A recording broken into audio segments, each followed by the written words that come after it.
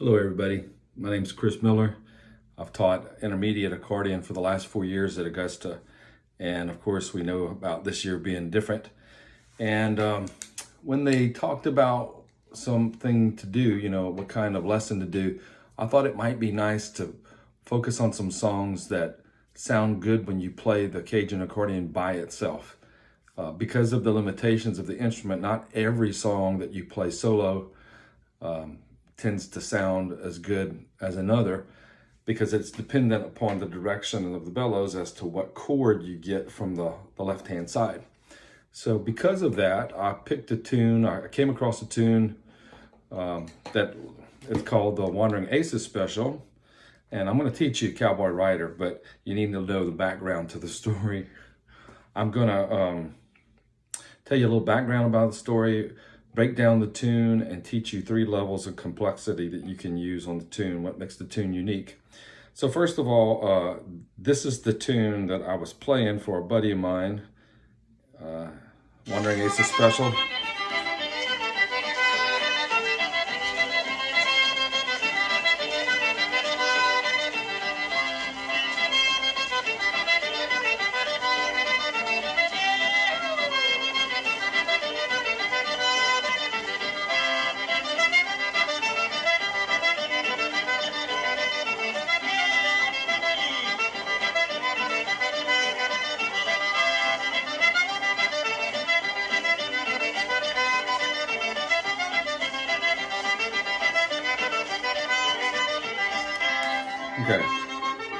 Okay, so the way he plays it basically as a 2-part tune. This is Lawrence Walker, and it's called the Wandering Aces Special.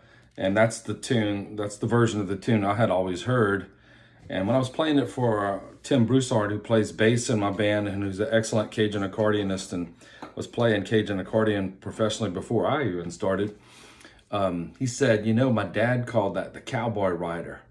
And I said, the Cowboy Rider? He says, I don't know where he got that. But that's what he would call that tune. And I went ahead and thought, well, that tune is a nice little tune. If I ever record it, again, I'm going to name it Cowboy Rider after Tim's dad, because Tim's dad called that tune Cowboy Rider. When lo and behold, I found it on the internet as Cowboy Rider. And let's see if I can find it. It's actually listed as a Cowboy Rider. And it's Joe Falcon. Joe Falcon was the first man to record Cajun music professionally. The first Cajun recording is Alonzo Lafayette, Joe Falcon, and his wife Cleo Mabro. And here's the example of Joe Falcon.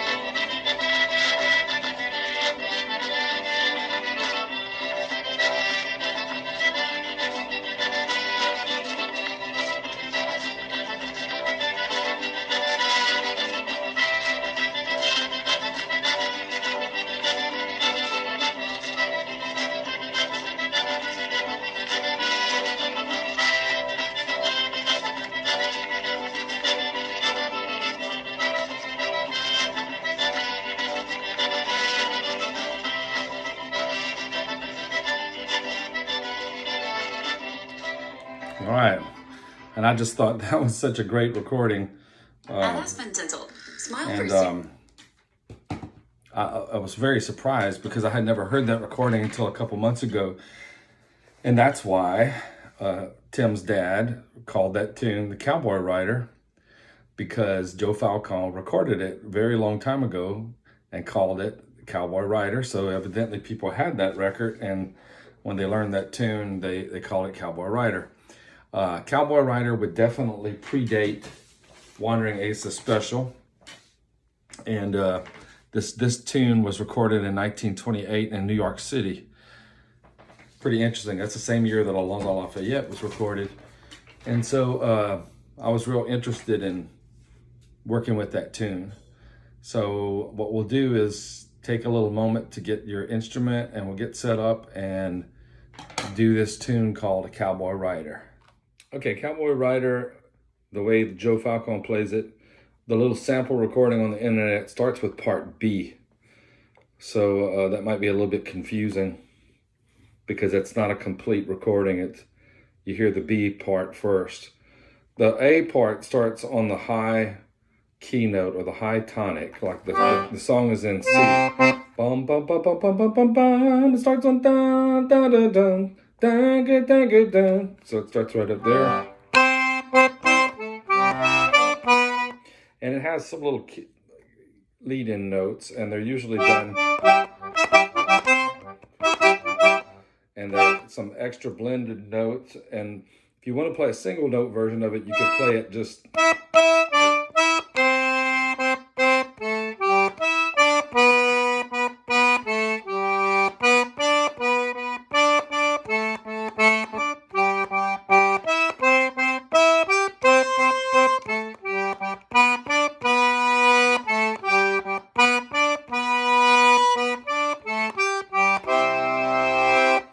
Let me play that a little bit, give you the forests rather than just the individual trees. Let me give you the big picture. This is where we're going with that part.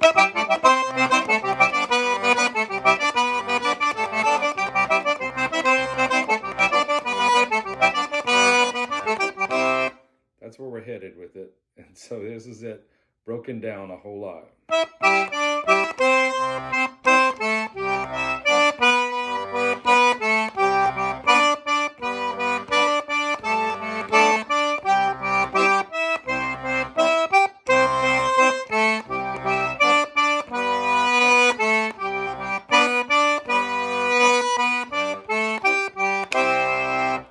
Be the end of A. If you study the recording carefully, he never plays it exactly the same way every time. It's always some variation. I'm going to try to play, if I can remember, exactly what I just played so that you could get some traction on it.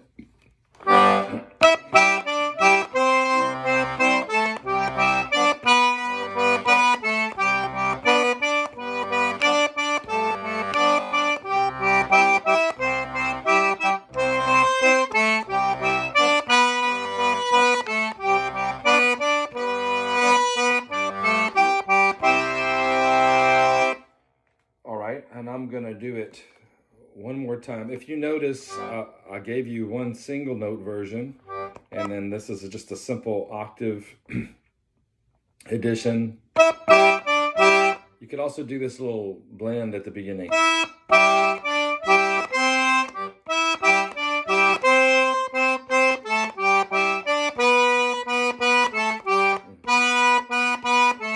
You'll notice that sometimes on those repeated notes, I might not be hitting my index finger the same amount of times.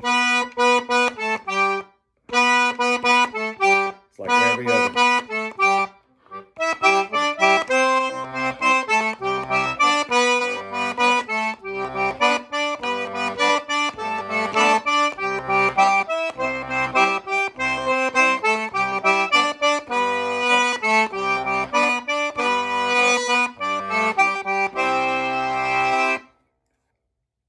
There's some really cool little things in there, like those anticipated notes.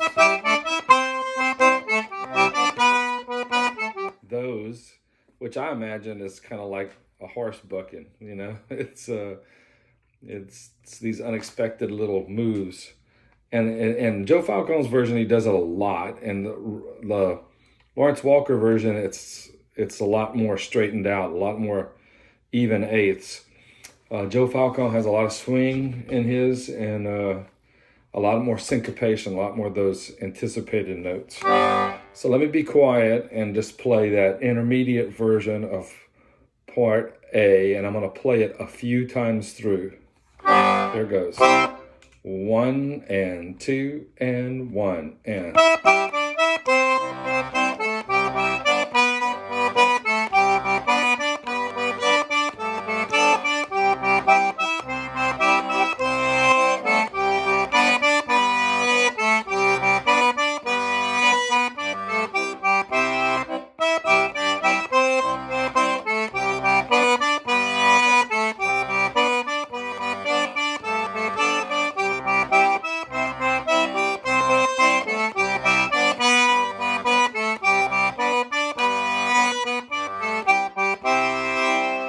pick up the tempo just a little bit so it'll sound a little bit more like the tune that we first heard.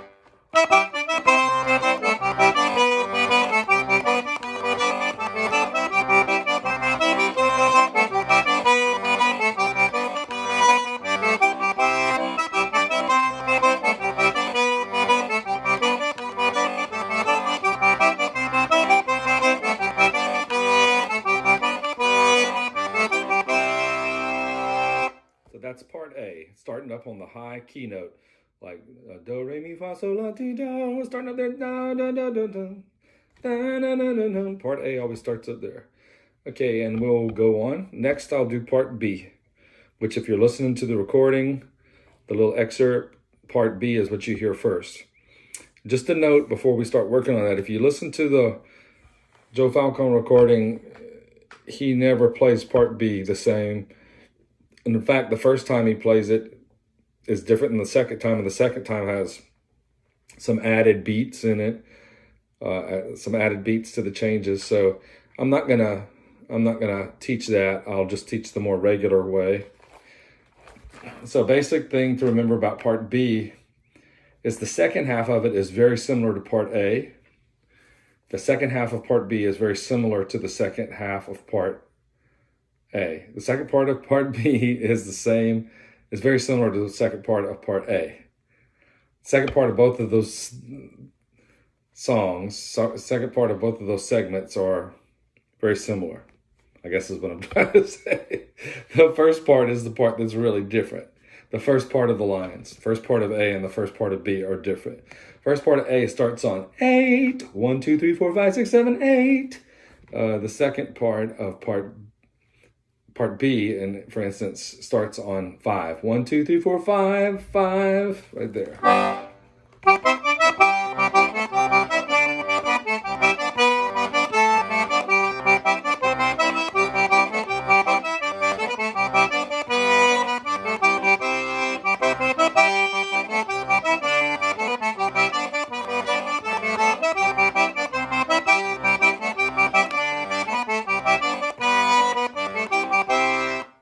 So you'll notice that the first part of that's 5. The part A was up here. Part B is here. And it happens to be button 5. Here I go. I'll just kind of be quiet. I'll try to teach a single note version first, a couple times pretty slow.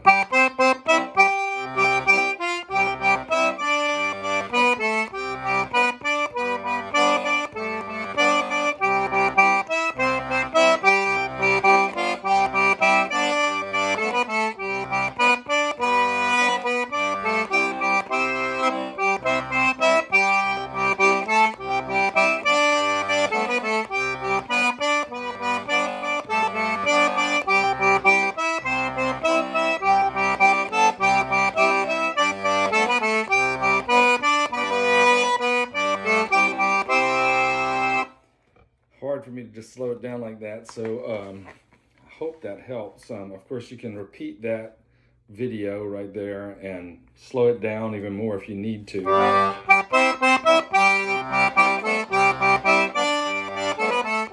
can play that as a double note there.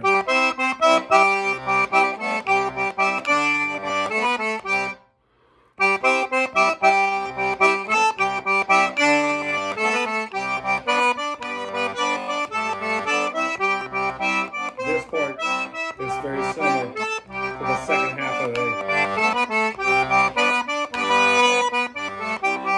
In fact, if you wanted to play it the same as the second part of A, you could. So the distinct part of part B is the first half of part B. Here it is a few more times, and I'll play it slow with some simple octaves and blends.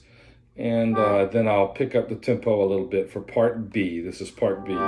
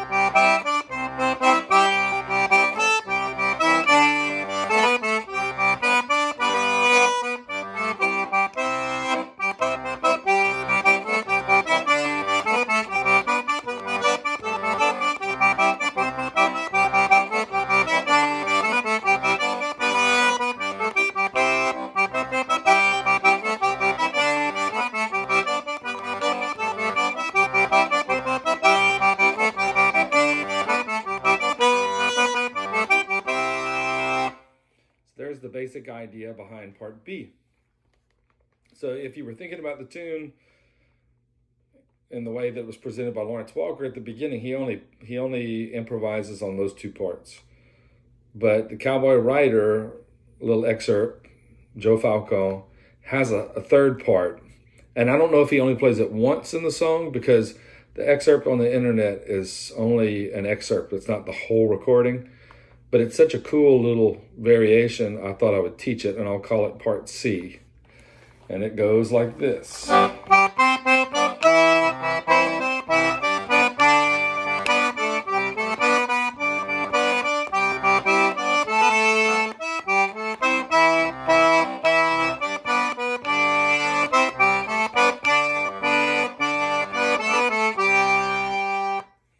And he only does it one time. He doesn't repeat part C. It's just that quick little variation.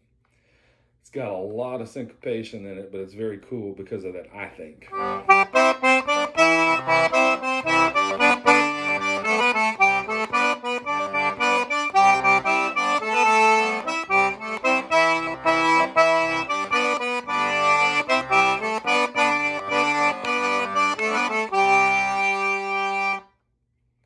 Now I'm doing that, I did that with a more intermediate-like way with some doublings in there. So let me see if I can play a more simple single note version. It would be something like.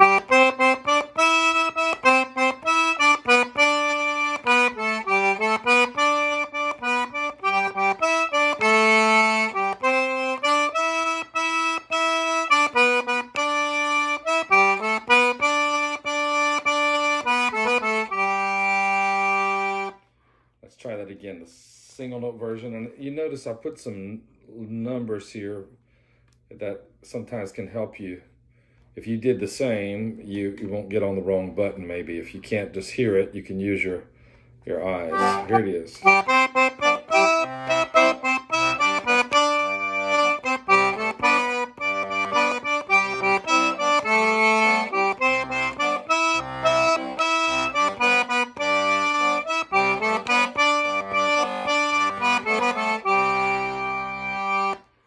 So all I'm doing when I'm doing the more intermediate version is I'm adding in the octaves to wherever there's a lot of repetition and it's not just going up the scale or going down the scale real fast. There's a lot of repetition in the melody. I'm usually playing that as an octave. Right there. Right there too. I usually reach down up. You could do. Either way would work.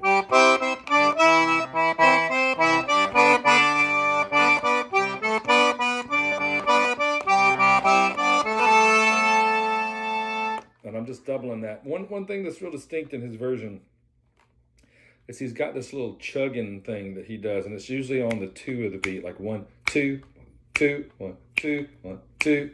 And what I'm usually doing is I'm adding some buttons at that point in the song.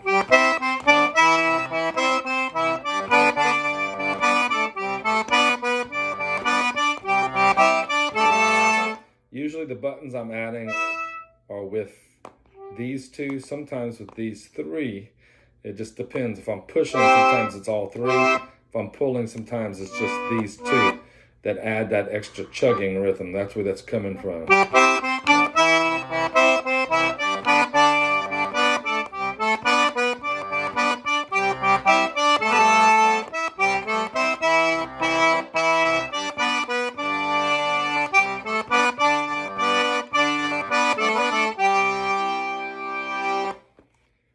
So up to tempo, what does that sound like? It sounds like this, or more close to tempo.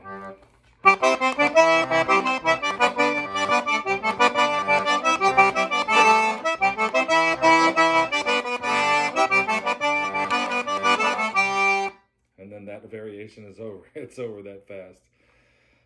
So what I'll do is play a mid-tempo, kind of slow, loping kind of version of it. The internet version is it's pretty quick. He's pushing the tempo pretty quick there.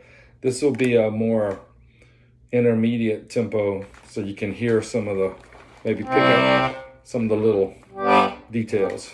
I'm gonna back up just a little bit so you can see bellow changes a little bit better. How's that? Here we go.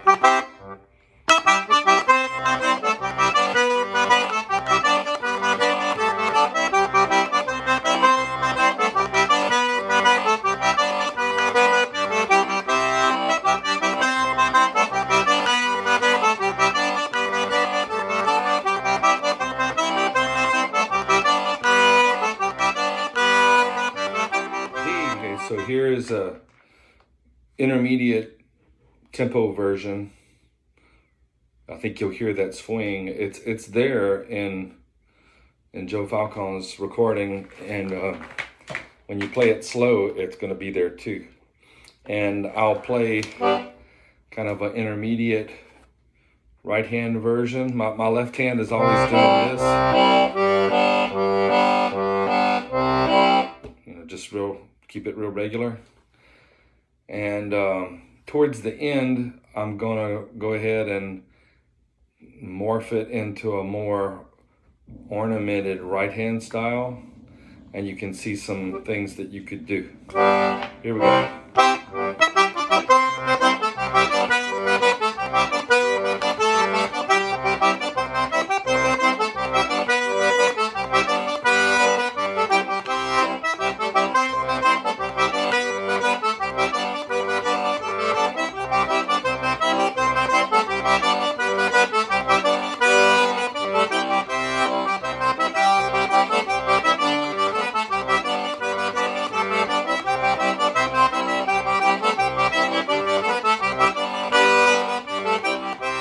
Again.